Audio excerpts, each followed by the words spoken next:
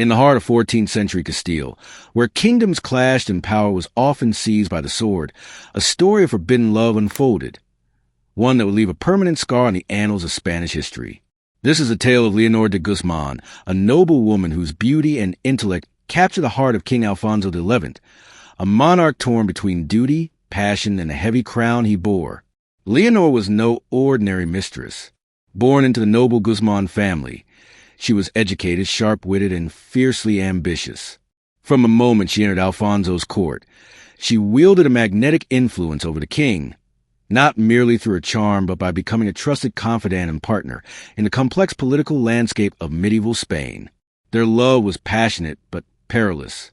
Alfonso XI was already bound by marriage to Maria of Portugal, a queen whose political alliances fortified the kingdom's fragile peace. Yet Leonor's presence stirred a tempest, jealousy, intrigue, and rivalry coursed to the palace walls.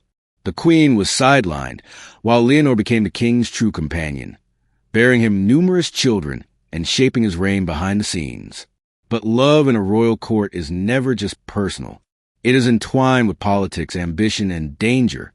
The nobility watched with wary eyes as Leonor's influence grew, some admiring her strength, others plotting her downfall.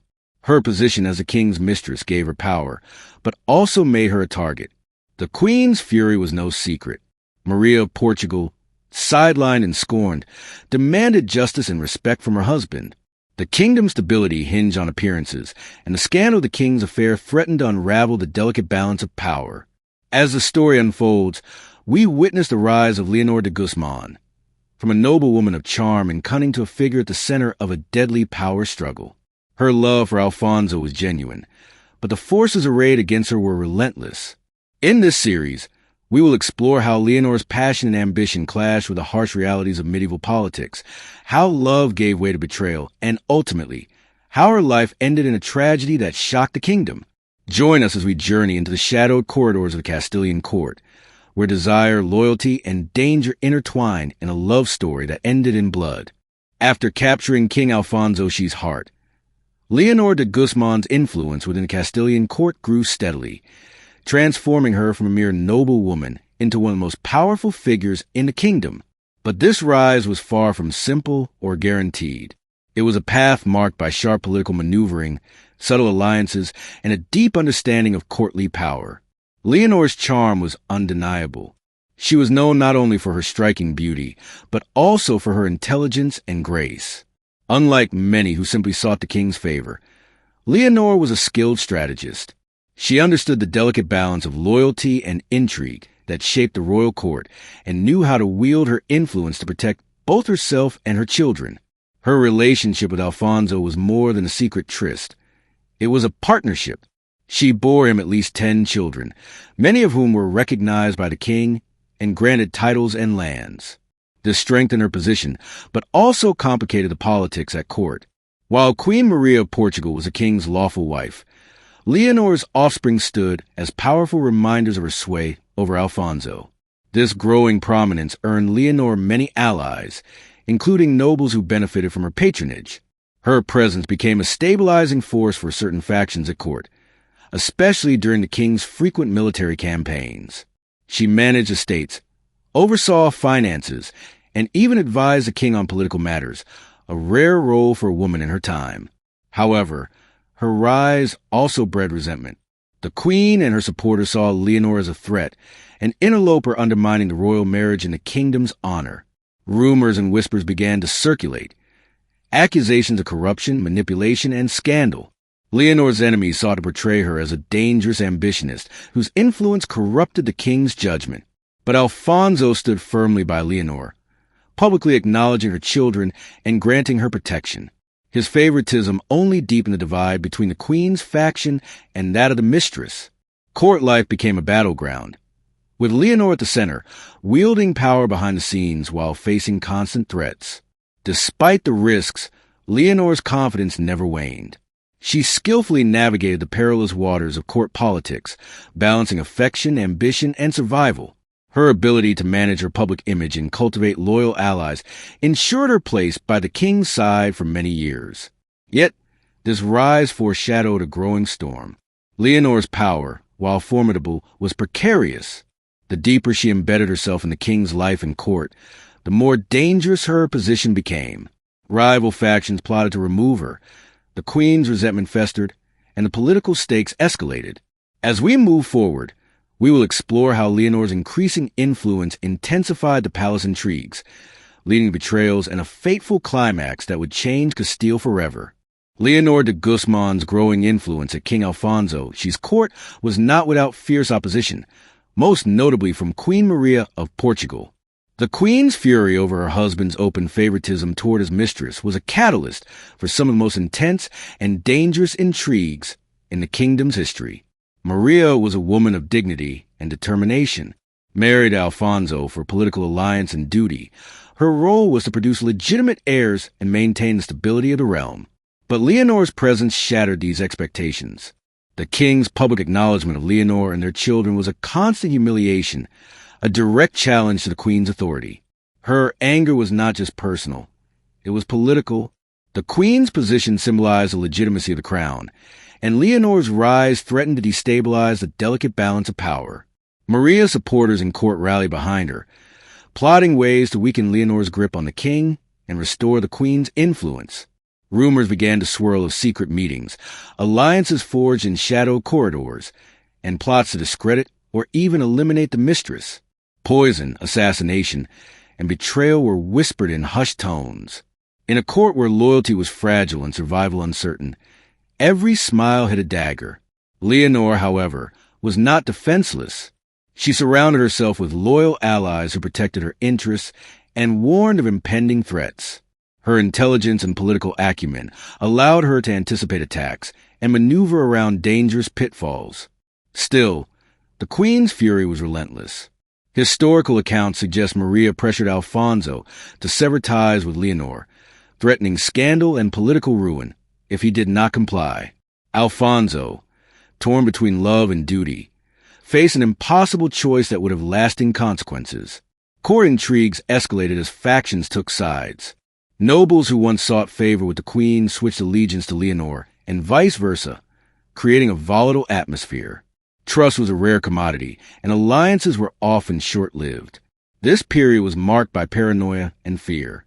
Assassination attempts and conspiracies were common, and Leonor's safety was constantly at risk. The king's protection was her shield, but it could not shield her from the growing resentment among the nobility and the queen's circle. Despite the dangers, Leonor remained steadfast, aware that her survival depended not only on the king's favor, but also on her ability to navigate the treacherous political landscape. Her story during this time is one of resilience, cunning, and the harsh realities of life as a royal mistress. As the tension between the queen and the mistress reached a boiling point, the kingdom itself seemed on the brink of upheaval. The personal became political, and love's consequences extended far beyond the palace walls. In the next segment, we will delve into the dark turning points of this conflict, exploring the betrayals and tragic decisions that would seal Leonor's fate. As tensions escalated within the Castilian court, the fragile peace surrounding Leonor de Guzmán began to shatter. Her enemies, emboldened by the queen's fury and the nobility's discontent, set their sights on her downfall.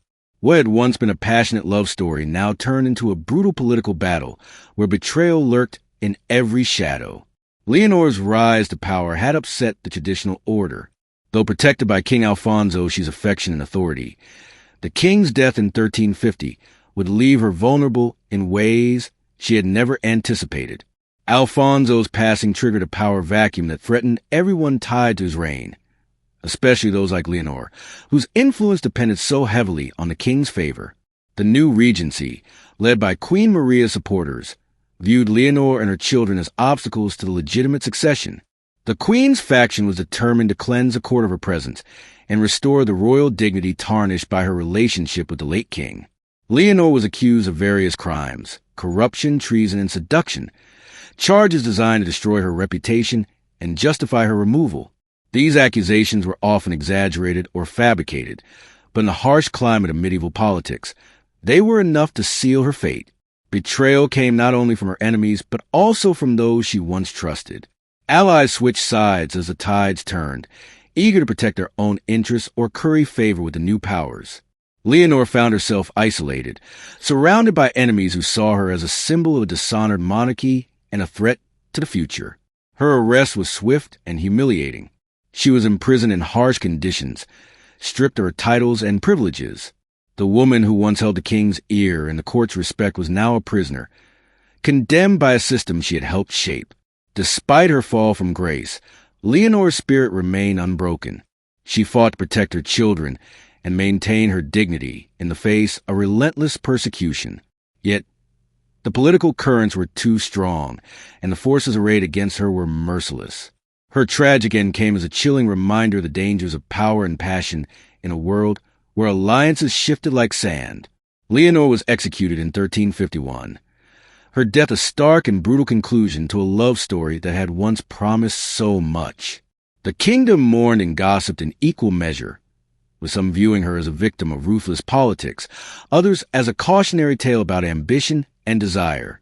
Her children, however, would go on to play crucial roles in Castilian history, their lineage a testament to her lasting legacy. Leonor de Guzman's fall marked the end of an era, a violent closing chapter on a relationship that had reshaped the monarchy and left scars that would linger for generations. In the next segment, we will explore the aftermath of her death, the fate of her children, and the enduring impact of her story on Castilian history. Though Leonor de Guzman's life ended tragically, her legacy lived on through her children. 10 sons and daughters born from her union with King Alfonso XI of Castile. These offspring, many legitimized by the king himself, would go on to influence the course of Spanish history for decades, ensuring that Leonor's name was never forgotten. Among her children, the most notable was Henry of Trastamara, Leonor's eldest son, who would become a pivotal figure in Castilian politics. Henry's claim to power was complicated by his status as an illegitimate child, but he was determined to secure his place on the throne. His struggle against his legitimate half-brother, King Peter I, plunged Castile into a brutal civil war that reshaped the kingdom. Henry's eventual victory and ascension to the throne marked the beginning of the Trastamara dynasty, a line of rulers that would shape the fate of Spain for generations. His reign was characterized by political upheaval, shifting alliances, and attempts to stabilize a fractured realm, a testament to the turbulent legacy inherited from his mother's controversial position. Beyond Henry, Leonor's other children also played important roles as nobles, military leaders, and influential figures within the kingdom. Their marriages and alliances helped forge critical connections between noble families, extending Leonor's influence well beyond her lifetime. The impact of Leonor de Guzman's story also resonated culturally and politically. Her life highlighted the precarious position of royal mistresses in medieval courts, women who could wield extraordinary power, yet remain vulnerable to the shifting tides of politics and jealousy. Historians have debated Leonor's role, with some portraying her as a manipulative figure who exploited her relationship with the king for personal gain, while others view her as a victim caught in the ruthless world of medieval power struggles. Regardless, her story offers invaluable insights into complex dynamics of love, power, and survival.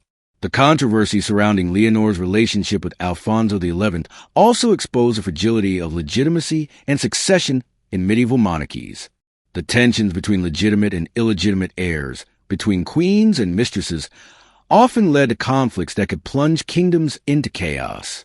Leonor's tale is a stark reminder of how personal relationships within royal families could have profound and lasting consequences for entire nations. The blood spilled in this love story was not only hers, but also that of a kingdom grappling with questions of loyalty, justice, and authority. As we continue this series, we will examine how the story of Leonor de Guzmán has been remembered and retold through history, how her legacy has been shaped by chroniclers, dramatists, and historians alike. The death of King Alfonso XI in 1350 marked a dramatic turning point, not only for Castile, but especially for Leonor de Guzmán and her children. The king's passing created a power vacuum that plunged the kingdom into political chaos and unleashed a brutal struggle for control, with Leonor's legacy caught squarely in the crossfire. Alfonso's legitimate heir, his son Peter I, nicknamed Peter the Cruel, ascended the throne amid intense factional rivalries. Unlike his father, Peter's reign would be defined by ruthless consolidation of power and bitter conflicts with his half-brothers, the sons of Leonor de Guzmán. These tensions ignited one of the most violent civil wars in Castilian history. Peter I was suspicious and hostile toward his half-siblings, especially Henry of Trastamara, Leonor's eldest son. The rivalry was not merely personal but political. Henry represented an alternative center of power, supported by nobles unhappy with Peter's harsh rule and the legacy of his mother's disgrace. Leonor, having already fallen from favor before Alfonso's death, had little protection in this new political climate. Her enemies, especially those aligned with Queen Maria's supporters, moved swiftly to eliminate her influence once and for all. Her imprisonment and eventual execution in 1351 were part of a broader purge aimed at restoring the authority of the legitimate royal line. This purge, however, failed to extinguish the Trastamara claim. Henry fled into exile, but soon rallied support among discontented nobles and rival kingdoms. What followed was a devastating civil war lasting nearly 2 decades, marked by shifting alliances, betrayals, and brutal battles that ravaged Castile. Peter I earned his notorious nickname, the Cruel, for his merciless tactics, including the execution of suspected traitors and political opponents. Meanwhile, Henry positioned himself as a champion of reform and justice, gaining the loyalty of many nobles and commoners alike. The war culminated in Henry's victory and coronation as King Henry II Castile in 1369, inaugurating the Trastamara dynasty that would rule Spain for generations. This outcome was a direct legacy of Leonor de Guzmán's lineage and the turbulent times that followed her tragic downfall. The political turmoil also reshaped Castile's relationships with neighboring kingdoms. Alliances and hostilities shifted as foreign powers, including France and Aragon, took side in the Civil War, further complicating the already volatile situation. In retrospect, the death of Alfonso XI unleashed forces that revealed the fragility of medieval monarchy and the deadly consequences of courtly love entangled with politics. The personal vendettas and family rivalries that erupted after his death reshaped the destiny of Castile and laid the groundwork for Spain's future dynastic struggles.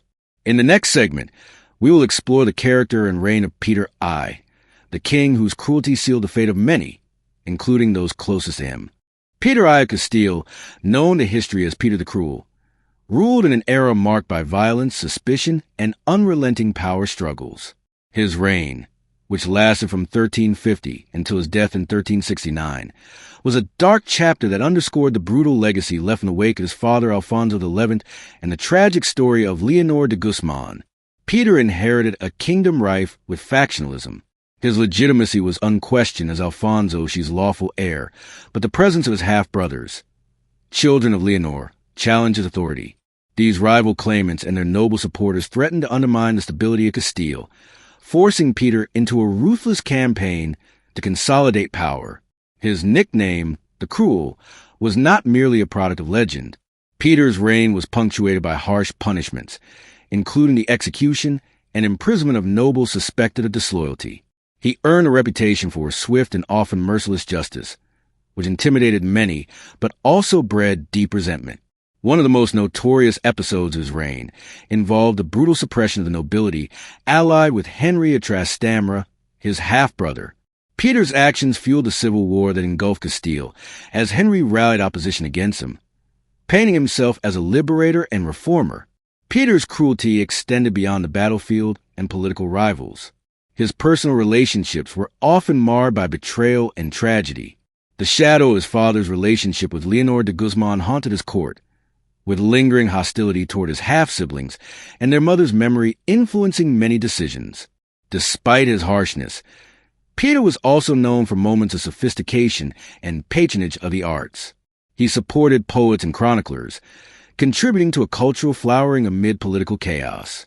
Yet, these moments were overshadowed by the widespread fear his reign inspired. Peter's alliances were fluid and pragmatic. He courted support from France and England during the 100 Years' War, using foreign alliances to bolster his position. However, his domestic policies continued to alienate many within Castile. Ultimately, Peter's reign ended in violent conflict. The civil war with Henry culminated in the Battle of Montiel in 1369, where Peter was defeated and killed, an event as brutal and bloody as his rule. His death marked the rise of the Trastamara dynasty and the beginning of a new era for Castile. Peter the Cruel's legacy is complex, Seen by some as a tyrant and by others as a victim of noble conspiracies, his reign reflected the dangerous intertwining of personal vendettas, political ambition, and the scars left by his father's love affair with Leonor de Guzmán. In our next segment, we will look closely at Henry of Trastamara, Leonor's son, who would seize the throne and change Castile's destiny forever. Henry of Trastamara's life was marked by exile, rebellion, and unyielding quest for power. Born as the illegitimate son of King Alfonso XI and Leonor de Guzmán, Henry's early years were shaped by privilege and danger alike. Though denied the title of legitimate prince, his bloodline gave him a claim that would ultimately change the fate of Castile. After the death of Alfonso XI, Henry's position became precarious. The legitimate heir, King Peter I, viewed Henry and his siblings as threats to his authority. This led to fierce animosity and political persecution. Forced to flee Castile, Henry became an outlaw, wandering the courts of neighboring kingdoms, seeking allies and gathering support for his cause. Henry was not merely a rebel. He was a charismatic leader who tapped into the widespread discontent with Peter's harsh rule. Nobles and commoners alike saw in Henry a figure who might restore balance and justice to a kingdom torn apart by tyranny and civil strife. His rebellion was both political and deeply personal. Henry's fight was for recognition, legitimacy, and revenge, not only against Peter but against a system that marginalized him because of his birth. This struggle would lead to a devastating civil war that lasted nearly 2 decades. Despite being an illegitimate son, Henry's strategic brilliance and ability to forge alliances gave him a remarkable edge. He secured support from France and Aragon, leveraging international politics to bolster his military campaigns. His forces gradually gained ground, capturing key castles and towns as Peter's grip weakened. Henry's triumph culminated at the Battle of Montiel in 1369, where Peter I was defeated and killed, an event that symbolized a violent end of one era and the beginning of another. With this victory, Henry ascended the throne as King Henry II, establishing the Trastamara dynasty that would rule Castile for over a century. Henry's reign was characterized by efforts to consolidate power, stabilize the kingdom, and repair the damage wrought by years of conflict. He sought to legitimize his rule through reforms and strategic marriages, ensuring that his lineage would continue to dominate Spanish politics. His legacy is inseparable from his mother's story. Leonor de Guzmán's life and tragic death were catalysts for the political upheaval that allowed Henry to rise. Through him, her bloodline not only survived but shaped the destiny of Castile and, eventually, Spain.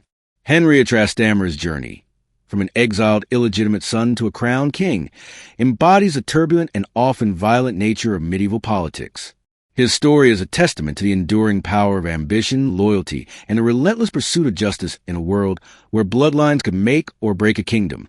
Next, we will examine how Leonor's story and the events surrounding her influenced Castilian culture and historical memory for centuries after. Leonor de Guzmán's story did not end with her tragic death. Far from being forgotten, she became a lasting symbol woven deeply into the cultural fabric and historical memory of Castile and Spain. Over the centuries, her life, love, and downfall have inspired countless interpretations, reflecting the complexities of power, gender, and legitimacy in medieval society. From the outset, Leonor was a controversial figure. As a royal mistress who bore the king numerous children, she occupied a precarious position, admired for her influence yet reviled by many nobles and the queen's supporters. Her rise and fall mirrored the volatile nature of court politics, where favor could swiftly turn to fatal enmity. In literature and folklore, Leonor's character was often dramatized. Some chroniclers painted her as a manipulative temptress who seduced the king and wielded power behind the scenes, while others portrayed her as a victim of ruthless political intrigue. This duality kept her memory alive in popular imagination. Her children, particularly Henry of Trastamara, carried her legacy into history. As king, Henry's reign solidified the Trastamara dynasty's place in Spanish history, ensuring that Leonor's bloodline would dominate the Iberian Peninsula for generations. The brutal civil war that followed Alfonso XI's death, fueled by the rivalry between Peter I and Henry, was often linked back to the scandal surrounding Leonor and her relationship with King. Her story became a cautionary tale about the dangers of passion entangled with power. Over time, Artists, poets, and playwrights revisited Leonor's life, exploring themes of love, betrayal, ambition, and justice. Her narrative was shaped and reshaped to reflect the values and concerns of different eras, sometimes romanticized, other times vilified. In modern historical scholarship, Leonor de Guzmán has been re-evaluated with greater nuance. Historians recognize her as a woman who navigated the treacherous waters of a male-dominated court with intelligence and resilience. Her influence on Alfonso XI and Castilian politics was undeniable, yet she remained vulnerable to the shifting tides of favor and factionalism. Her story also highlights the limited options available to women of her time, especially those caught between love and power. Leonor's fate underscores the risks faced by royal mistresses who, despite their proximity to influence, could be sacrificed when political winds changed. Today, Leonor de Guzmán is remembered not just as a mistress or a victim, but as a significant historical figure whose life and legacy provide insight into the complexities of medieval Spain. Her story invites reflection on the interplay of gender, power, and legacy, resonating far beyond her own century. In the final segment, we will summarize Leonor's enduring significance and the lessons her story imparts about love, power, and tragedy. The story of Leonor de Guzmán and her tragic fate remains one of the most poignant and compelling chapters in the history of medieval Spain. It is a tale that weaves together complexities of love, power, betrayal, and violence, a narrative where personal passions collided with the ruthless realities of political ambition. Leonor's life began as a noble woman of charm and influence, rising to become the favored mistress of King Alfonso XI. Her relationship with the monarch challenged conventions, stirring jealousy and enmity within the royal court. Though she bore the king many children, her status was never secure, and her position depended entirely on the king's favor. Her downfall was swift and brutal, orchestrated by those who saw her as an obstacle to their own ambitions. Most notably Queen Maria of Portugal, whose vindictive revenge led to Leonor's imprisonment and execution. Yet, even in death, Leonor's legacy endured, carried forward by her children, especially Henry of Trastamara, whose rise to power reshaped the destiny of Castile. The civil war that followed Alfonso's death revealed the deep fractures in Castilian society, exposing the fragile nature of royal legitimacy and the dangerous consequences of private relationships turned public conflict. Peter the Cruel's harsh reign and Henry's eventual victory were both shadowed by the memory of Leonor and the bloodshed that her story ignited. Leonor de Guzmán's tale serves as a reminder of the human cost behind the grand narratives of history, the love that could not be allowed, the ambition that fueled betrayal, and the tragic consequences of power struggles that tore families and kingdoms apart. Her story also invites us to reflect on the roles women played in medieval courts, not only as pawns or mistresses, but as active participants in the political games that defined their age. Leonor's life and death highlight both the agency and vulnerability of women who lived in the shadow of kings. Today, her name lives on, not just in history books, but in art, literature, and popular culture, a symbol of passion, tragedy, and the relentless quest for power. The tale of the mistress of the monarch who was killed for love and politics continues to captivate and caution, reminding us that behind every crown lies a story of blood and sacrifice.